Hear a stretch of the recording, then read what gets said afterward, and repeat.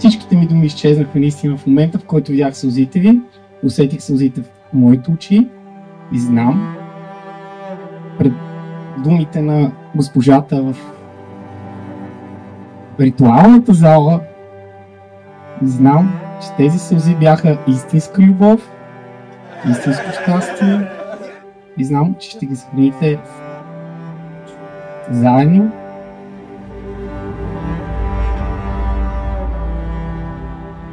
Трябва да кажа на Софи много неща, които за да пази тази връзка трябва да търпи всичките му закъснения. Но днес Ангел не закъсня нито минута.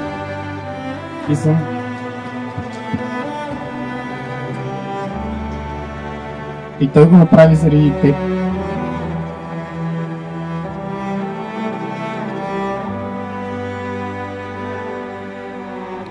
Дами и господа, близки и приятели на младоженците, днешния ден, водени от своята обич, госпожица София Пекова и господин Ангел Стефанов ви поканиха тук, за да присъствате на обреда, с който те ще сключат граждански брак.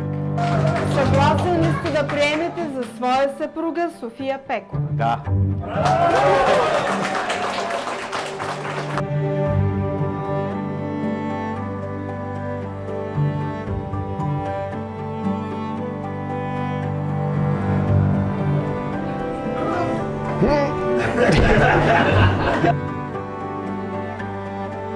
Смейте се на здраве и до дъване!